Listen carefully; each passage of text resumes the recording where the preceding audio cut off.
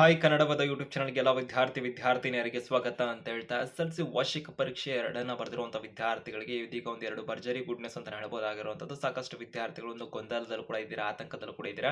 Result ಏನಾಗ್ಬೋದು, ಎತ್ತಾ fail ಆಗ್ಬಿಡ್ತೀವಾ, ಮತ್ತೆ ಏನಾದರೂ ಎನ್-ಸಿ ಅಂತ ಬರುತ್ತೆ ನಮ್ಮ ರಿಸಲ್ಟ್‌ನಲ್ಲಿ, ಅಥವಾ ನಾವೇನಾದರೂ ಮತ್ತೆ ಫೇಲ್ ಆದಂಥ ಸಂದರ್ಭದಲ್ಲಿ ಏನು ಮಾಡಬೇಕಾಗಿರುತ್ತಾಗಿದ್ರೆ ನಮ್ಮನ್ನ ಏನಾಗುತ್ತೆ ನಮ್ಮ ಒಂದು ರಿಸಲ್ಟ್ ಅಂತಾನೆ ಒಂದು ಆತಂಕದಲ್ಲಿದ್ದೀರಾ ಅಂತ ಹೇಳ್ಬೋದು. ಯಾಕಂದ್ರೆ ವಾರ್ಷಿಕ ಪರೀಕ್ಷೆ 1ರಲ್ಲಿ ವಿದ್ಯಾರ್ಥಿಗಳಿಗೆ ಅದನ್ನ ಬರೆದಂಥ ನಂತರದಲ್ಲಿ ಅದರ ಒಂದು ರಿಸಲ್ಟಲ್ಲಿ ಎನ್-ಸಿ ಅಂತ ಒಂದು ಆಪ್ಷನ್ ಬಂದ್ಬಿಟ್ಟು ಅಂದ್ರೆ ನಾಟ್ ಕಂಪ್ಲೀಟೆಡ್ ಅಂತ ಬಂದಿರೋದ್ರಿಂದ ಆ ವಿದ್ಯಾರ್ಥಿಗಳು 2ನೇ ವಾರ್ಷಿಕ ಪರೀಕ್ಷೆಯನ್ನು ತೆಗೆದುಕೊಂಡಿದ್ದಾರೆ. ಅಂದ್ರೆ ನಿಮಗೆ ದುಃಖ ಆಗಿರ್ಬೋದು, ಆತಂಕ ಆಗಿರ್ಬೋದು, ಭಯ ಆಗಿರ್ಬೋದು, ಆದ್ರೂ ಕೂಡ 2ನೇ ಎಕ್ಸಾಮ್ ಅಲ್ಲಿ ಪಾಸ್ ಆಗ್ಬೋದು, ನಾವು ನಂತರದ ಒಂದು ಕೋರ್ಸ್‌ಗೆ ಹೋಗಬೇಕು ಅಂತ ಕೂಡ ವಿದ್ಯಾರ್ಥಿಗಳು ಅನ್ಕೊಂಡಿರ್ತಾರೆ. ಈ ಒಂದು ಸೆಕೆಂಡ್ ಎಕ್ಸಾಮ್ ಅಲ್ಲಿ ಏನಾಗುತ್ತೆ ರಿಸಲ್ಟ್, ಇದರಲ್ಲಿ ಏನಾದರೂ ಆಗ್ಬಿಟ್ರೆ ಅಂತ ಒಂದು ಭಯ ಕೂಡ ಇಟ್ಕೊಂಡಿದ್ದಾರೆ. ಕೆಲವು ವಿದ್ಯಾರ್ಥಿಗಳಿಗೆ 3ನೇ ಎಕ್ಸಾಮ್ ಬಗ್ಗೆ ಮಾಹಿತಿ ಇರ್ತವೆ. ಆದ್ರೂ ಕೂಡ 2ನೇ ಎಕ್ಸಾಮ್‌ನ ಬರೆದಿರೋದ್ರಿಂದ ಇದರಲ್ಲೇ ಪಾಸ್ ಆಗ್ಬಿಟ್ಟು ನಾವು ನಮ್ಮ ಒಂದು ಇತರೆ ಕೋರ್ಸ್‌ಗಳಿಗೆ ಹೋಗಬೇಕು ಅಥವಾ ಇಲ್ಲೇ ಒಂದು ಎಜುಕೇಷನ್ ಡಿಸ್ಕಂಟಿನ್ಯೂ ಮಾಡಬೇಕು, ಈ ತರ ಒಂದು ಪ್ಲಾನಿಂಗ್‌ನ ಮಾಡ್ಕೊಂತ ಇರ್ತಾರೆ. ಈ ಒಂದು ಸಂದರ್ಭದಲ್ಲಿ ವಿದ್ಯಾರ್ಥಿಗಳು ಏನು 2 ಗುಡ್ ನ್ಯೂಸ್ ಇದೆ ಅಂತ ಮಾಹಿತಿಯನ್ನು ತಿಳಿಸುವಂತಂದ್ರೆ, ಒಂದು ಆತಂಕದಲ್ಲಿರುವಂತಹ ವಿದ್ಯಾರ್ಥಿಗಳಿಗೆ ಇಲಾಖೆ ಕಡೆಯಿಂದ ಇರತಕ್ಕಂಥ ಒಂದು ಸುದ್ದಿಗಳನ್ನು ತಿಳಿಸುವಂತಂದ್ರೆ, ಹೆಚ್ಚಿಗೆ ಅಪ್ಡೇಟ್ಸ್ ಇನ್ಫಾರ್ಮೇಷನ್ ಮಾಹಿತಿನ ತಿಳ್ಕೊಳ್ಳೋದಕ್ಕೆ ಕನ್ನಡ ವೇದ ಯೂಟ್ಯೂಬ್ ಚಾನಲ್‌ಗೆ ಇನ್ನೂ ಸಬ್ಸ್ಕ್ರೈಬ್ ಆಗದಿರೋರಾಗಿ ಬೆಲ್ ಐಕಾನ್ ಕ್ಲಿಕ್ ಮಾಡಿ ನಿಮ್ಮ ಸ್ನೇಹಿತರಿಗೆ ಮಾರಿದ ವಿಡಿಯೋ ಶೇರ್ ಮಾಡೋರ್ಗೂ ಕೂಡ ಒಂದು ಮಾಹಿತಿನ ತಲುಪಿಸಿ ಅಂತ ಹೇಳ್ತಾ, ಸೊ ಒಂದೊಂದಾಗಿ ಎಕ್ಸ್‌ಪ್ಲೇನ್ ಮಾಡುವಂತಂದ್ರೆ ಎಸ್-ಎಲ್-ಸಿ ವಾರ್ಷಿಕ ಪರೀಕ್ಷೆಗಳನ್ನು ಬರೆದಿರುವಂತಹ ವಿದ್ಯಾರ್ಥಿಗಳಿಗೆ ಮೊದಲ ಒಂದು ಗುಡ್ ನ್ಯೂಸ್ ಏನಾಗಿದೆ ಅಂತಂದ್ರೆ, ವಿದ್ಯಾರ್ಥಿಗಳು ಸಾಕಷ್ಟು ಜನ ಫೇಲ್ ಆಗ್ತೀವ, ಪಾಸ್ ಆಗ್ತೀವ ಅಂತ ಒಂದು ಆತಂಕದಲ್ಲಿ ಇದ್ದಾರೆ. ಆ ವಿದ್ಯಾರ್ಥಿಗಳಿಗೆ ತಿಳಿಸುವಂತಾದರೆ ಗ್ರೇಸ್ ಮಾರ್ಕ್ಸ್‌ನ ಸಂಬಂಧಪಟ್ಟಂತೆ ಮಾಹಿತಿಯನ್ನು ತಿಳಿಸ್ತಾ ಇರೋದಾಗಿರುತ್ತೆ. ಮೊದಲ ಒಂದು ಗುಡ್ ನ್ಯೂಸ್ ಏನಂದ್ರೆ, ಗ್ರೇಸ್ ಮಾರ್ಕ್ಸ್ ಅಂತಕ್ಕಂಥದ್ದು 10% ಕೋವಿಡ್‌ನ ಪೂರ್ವದಲ್ಲಿ ಏನಿತ್ತಲ್ಲ ವಿದ್ಯಾರ್ಥಿಗಳಿಗೆ ಸೇಮ್ ಅದು ಕಂಟಿನ್ಯೂ ಆಗುತ್ತೆ, ಅದನ್ನೇ ಮುಂದುವರಿಸ್ತೀವಿ.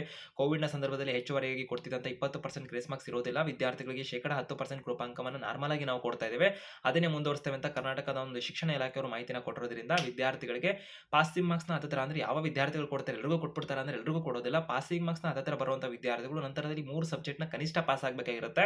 ಇತರ 3 ಸಬ್ಜೆಕ್ಟ್‌ಗಳಲ್ಲಿ ಗ್ರೇಸ್ ಮಾರ್ಕ್ಸ್ ಅನ್ನು ಕೊಟ್ಟಂತ ಸಂದರ್ಭದಲ್ಲಿ ಅವರು ಪಾಸ್ ಆಗ್ತಾರೆ ಅನ್ನೋ ರೀತಿ ಕಂಡು ಬಂದ ಪಕ್ಷದಲ್ಲಿ ಆ ವಿದ್ಯಾರ್ಥಿಗಳಿಗೆ ಗ್ರೇಸ್ ಮಾರ್ಕ್ಸ್ ಅನ್ನು ನೀಡಲಾಗ್ತದೆ ಅಂತ ಮಾಹಿತಿನ ಕೊಟ್ಟಿದ್ದಾರೆ. 10% ಕೃಪಾಂಕ ಗ್ರೇಸ್ ಮಾರ್ಕ್ಸ್ ಆಗಿರುತ್ತೆ ಅಂತ ಮಾಹಿತಿನ ಕೊಟ್ಟಿರುವಂತದ್ದಾಗಿರುತ್ತೆ. ಅರ್ಥ ಆಗಿದೆ ಅನ್ಕೊಂಡಿದ್ದೀನಿ ವಿದ್ಯಾರ್ಥಿಗಳಿಗೆ. ನಂತರದಲ್ಲಿ ಈಗ ವಿದ್ಯಾರ್ಥಿಗಳು ಕೇಳ್ತಿರುವಂತಹ ಇನ್ನೊಂದು 2 ಗುಡ್ ನ್ಯೂಸ್ ಏನಾಗಿದೆ ಅಂದ್ರೆ, ಎಸ್-ಎಲ್-ಸಿ ವಾರ್ಷಿಕ ಪರೀಕ್ಷೆ 2ನ್ನ ಬರೀತಾ ಇದೀವಿ, ನಮ್ಮ ಒಂದು ರಿಸಲ್ಟ್‌ನಲ್ಲಿ ಎನ್-ಸಿ ಅಂತ ಬಂದ್ರೆ ಅಥವಾ ವಿದ್ಯಾರ್ಥಿಗಳಿಗೆ ಅಂದ್ರೆ ಎನ್-ಸಿ ಅಂತ ಬಂದ್ರೆ ಆ ವಿದ್ಯಾರ್ಥಿಗಳು ಏನು ಮಾಡಬೇಕು, ನಂತರದಲ್ಲಿ ನಾವೀಗ ಪಾಸ್ ಆದ್ರೆ ನಮ್ಮನ್ನ ರಿಪೀಟರ್ ಅಂತ ಪರಿಗಣಿಸ್ತಾರೆ ಅಥವಾ ಫ್ರೆಷರ್ ಅಂತಾನೆ ಪರಿಗಣಿಸ್ತಾರೆ ಅಂತ ಒಂದು ಡೌಟ್ ಇದಾವೆ. ಇದಕ್ಕೆ ಸಂಬಂಧಪಟ್ಟಂತೆ ತಿಳಿಸುವಂತಾರೆ ವಿದ್ಯಾರ್ಥಿಗಳು ಈ ಒಂದು ವಾರ್ಷಿಕ ಪರೀಕ್ಷೆ 1, 2, 3 ಮಾಡ್ತೇವೆ ಅಂತ ಮಾಹಿತಿನ ಕೊಟ್ಟರು. ಆ ಪ್ರಕಾರದಲ್ಲಿ ಈ ನಿಯಮದ ಪ್ರಕಾರ ವಿದ್ಯಾರ್ಥಿಗಳಿಗೆ ಯಾವುದೇ ರೀತಿಯಾಗಿ ವಿದ್ಯಾರ್ಥಿಯನ್ನ ಅಂದ್ರೆ ಪೂರಕ ಪರೀಕ್ಷೆ ಅಥವಾ ಸಪ್ಲಿಮೆಂಟರಿ ಅಂತಕ್ಕಂಥದ್ದು ಏನಿತ್ತಲ್ಲ ಅದನ್ನ ತೆಗೆದುಹಾಕ್ಬಿಟ್ಟು 3 ವಾರ್ಷಿಕ ಪರೀಕ್ಷೆಗಳನ್ನೇ ಮಾಡ್ತೀವಿ ಅಂತ ಮಾಹಿತಿನ ಕೊಟ್ಟಿದ್ದಾರೆ. ಆ ಪ್ರಕಾರ ವಿದ್ಯಾರ್ಥಿಗಳಿಗೆ ವಾರ್ಷಿಕ ಪರೀಕ್ಷೆ 2ರಲ್ಲಾರ ಪಾಸ್ ಆಗಿ, 3ರಲ್ಲಾರ ಪಾಸ್ ಆಗಿ, 1ರಲ್ಲಾರ ಪಾಸ್ ಆಗಿ ನಿಮ್ಮನ್ನ ಫ್ರೆಷರ್ ಅಂತಾನೆ ಪರಿಗಣಿಸ್ತಾರೆ ವಿದ್ಯಾರ್ಥಿಗಳೇ. 3 ವಾರ್ಷಿಕ ಪರೀಕ್ಷೆಯಲ್ಲೂ ವಿದ್ಯಾರ್ಥಿಯು ಪಾಸ್ ಆಗಿಲ್ಲ ಅಂತಂದ್ರೆ ವಿದ್ಯಾರ್ಥಿನ ಫೇಲ್ ಅಂತಾನೆ ಪರಿಗಣಿಸ್ತಾರೆ. ಬಟ್ 3 ವಾರ್ಷಿಕ ಪರೀಕ್ಷೆಯಲ್ಲಿ ಯಾವುದ್ರಲ್ಲಾರು ಪಾಸ್ ಆಗಬಹುದಾಗಿರುತ್ತೆ ವಿದ್ಯಾರ್ಥಿಗಳು. ಇವಾಗ ಒಂದೇ ಎಕ್ಸಾಮ್ ಅಲ್ಲಿ 4 ಸಬ್ಜೆಕ್ಟ್ ಪಾಸ್ ಆಗ್ತೀರಾ, 2ನೇ ಎಕ್ಸಾಮ್ ಅಲ್ಲಿ 1 ಪಾಸ್ ಆಗ್ತೀರಾ, 3ನೇ ಎಕ್ಸಾಮ್ ಅಲ್ಲಿ 1 ಪಾಸ್ ಆಗ್ತೀರಾ ಅಂದ್ರೆ ನೀವು ಒಟ್ಟಿನಲ್ಲಿ ಈ ಒಂದು ಇಯರ್ ಅಲ್ಲೇ ಪಾಸ್ ಆಗಿರ್ತೀರಾ. ಆ ಕಾರಣಕ್ಕೆ ನಿಮ್ಮನ್ನ ಫ್ರೆಷರ್ ಅಂತಾನೆ ಪರಿಗಣಿಸ್ತಾರೆ. ಯಾವುದೇ ರೀತಿ ತಲೆ ಕೆಡಿಸ್ಕೊಳ್ಳೋಕೆ ಹೋಗಬೇಡಿ ವಿದ್ಯಾರ್ಥಿಗಳು.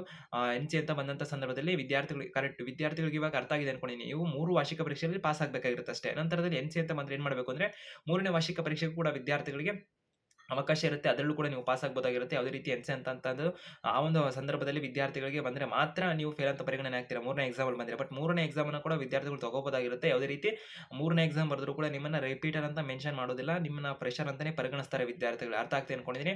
ಮತ್ತೆ ಏನು ಗುಡ್ ನ್ಯೂಸ್ ಅಂತ ಹೇಳಿ ಮಾಹಿತಿನ ಕೊಟ್ಟನಲ್ಲ, 2ನೇದು ಏನಂದ್ರೆ ವಿದ್ಯಾರ್ಥಿಗಳಿಗೆ ಯಾರಿಗೂ ಕೂಡ ರಿಪೀಟರ್ ಅಂತ ಮೆನ್ಷನ್ ಆಗೋದಿಲ್ಲ. ನೀವು 3 ಎಕ್ಸಾಮ್ ತಗೊಂಡ್ರು ಕೂಡ ನಿಮ್ಮನ್ನೇ ರಿಪೀಟರ್ ಅಂತ ಕರೆಯೋದಿಲ್ಲ ಅಂತ ಇಲಾಖೆಯವರ ಮಾಹಿತಿನ ಕೊಟ್ಟಿದ್ದಾರೆ. ಆ ಕಾರಣಕ್ಕೆ ವಿದ್ಯಾರ್ಥಿಗಳಿಗೆ ಇದೊಂದು ಗುಡ್ ನ್ಯೂಸ್ ಅನ್ಬೋದು. ಯಾಕಂದ್ರೆ 3 ಎಕ್ಸಾಮ್‌ಗಳನ್ನ ಕೂಡ ವಿದ್ಯಾರ್ಥಿಗಳು ತಗೋಬಹುದಾಗಿರುತ್ತೆ, ಅವರ ರಿಸಲ್ಟ್ ಅನ್ನು ಇನ್ಕ್ರೀಸ್ ಮಾಡ್ಕೋಬಹುದಾಗಿರುತ್ತೆ.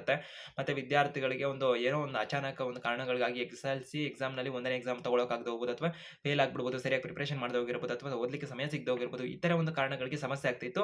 ಇಲಾಖೆ ಈ ಒಂದು ನಿರ್ಧಾರ ಒಂದು ಉತ್ತಮ ಆಗಿರುತ್ತೆ ವಿದ್ಯಾರ್ಥಿಗಳಿಗೆ ಅಂತ ಹೇಳ್ಬೋದಾಗಿರುತ್ತೆ. ಯಾಕಂದ್ರೆ ವಿದ್ಯಾರ್ಥಿಗಳಲ್ಲಿ ಇರತಕ್ಕಂಥ ಒಂದು ಭಯ, ಆತಂಕ ಆಗಿರ್ಬೋದು ಎಕ್ಸಾಮ್‌ಗೆ ಸಂಬಂಧಪಟ್ಟಂತೆ ಅದನ್ನ ಹೋಗಲಾಡಿಸಲಿಕ್ಕೆ ಈ ಒಂದು ಕ್ರಮನ ತಗೊಂಡಿದ್ದಾರೆ ಅಂತ ಹೇಳ್ಬೋದಾಗಿರುವಂತದ್ದು. ಇದಕ್ಕೆ ಸಂಬಂಧಪಟ್ಟಂತೆ ಹೆಚ್ಚಿಗೆ ಅಪ್ಡೇಟ್ಸ್ ಇನ್ಫಾರ್ಮೇಷನ್‌ಗೆ ಚಾನಲ್‌ಗೆ ಸಬ್ಸ್ಕ್ರೈಬ್ ಆಗಿ ಬೆಲ್ ಐಕಾನ್ ಕ್ಲಿಕ್ ಮಾಡಿ.